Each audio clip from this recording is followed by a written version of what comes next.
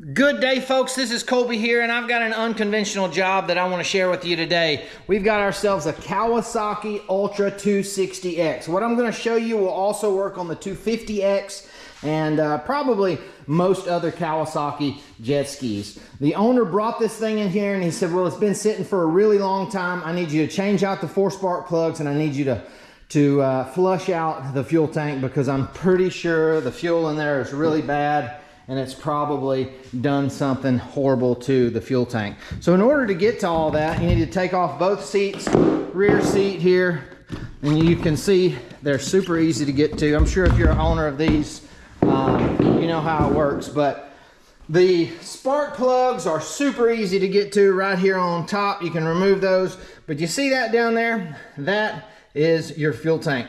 Well, I looked it up online, and in order to get the fuel tank out and flush it, you got to remove the engine. I decided that I didn't want to do that, and probably the owner didn't want to pay the labor on that. So I figured, you know what? I got to get the fuel pump out of there anyways to inspect the strainer to see if the strainer's clogged up or if the fuel pump is bad or anything like that. So I also did a little bit more research and figured out the easiest way to get to that. As you can see right there, it doesn't look that easy to get to. So did me a little research, and you got to take off both green side panels. You need to lift this booger up.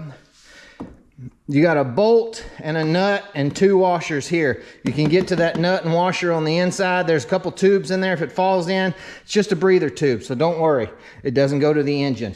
You've got anchor nut and a washer here. You've got another bolt, 2 washers, and a nut on the inside that you get to here. If it falls down, it's gonna come right here. Then you can take that green one off. That'll be super easy to get that one off. This one is a little bit more complicated. You want to take the gas cap off, remove this chain here, these 4 push pins, this rubber grommet will come right up. Then you want to do the same thing. Take this off here, this here. Again, you get to it from there, you get to it from the inside. You got this anchor nut. This will come off, but in order to move forward, you got to finagle this over here. Now, next thing you got to do is take off this black portion here in the middle. You've got to take a hex nut to this, or a hex socket to this, an Allen wrench, and that'll release the cable from the back side. Then the next thing, you'll prop your steering wheel up, 1 big Phillips screw here, 2 here and here. Remove this black portion, give you a little bit more room. That's the only reason why. And then you'll take the whole middle section, you'll lift it up and you'll twist it 90 degrees. That way it's going this direction. Then you'll be able to get to this cover right here. This is your fuel pump cover. When you take your fuel pump cover out, you can look straight down in there and you can see your fuel pump. It's right behind all these hoses here. You've got 2 large clamps that have 7mm nuts on it, or bolts on it, heads. You will take those 7mm clamps loose. You'll remove both clamps.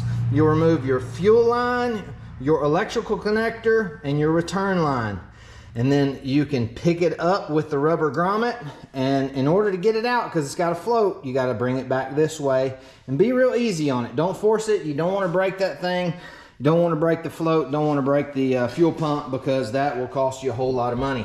Anyways, once you got that thing out of there, you can inspect the strainer, make sure it's clean. Then you can also look down in the fuel pump, or in the fuel tank, to see how bad it is.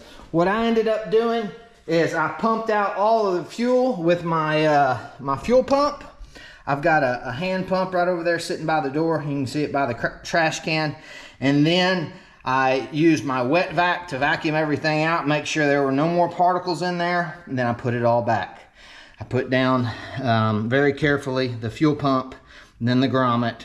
Then I connected, then I put on the clamps. I connected everything up, and then I decided to start it, because I didn't want to put everything back together and it not crank and run properly. So I did all that and we were good to go. It's the easiest way for a Kawasaki JetSki to get to the fuel pump and to clean it all out. So if this is your issue, if you're trying to replace your fuel pump on your own or clean out your fuel tank, this is a good way to go. on a Kawasaki Ultra 260X or probably most other Kawasaki jet skis.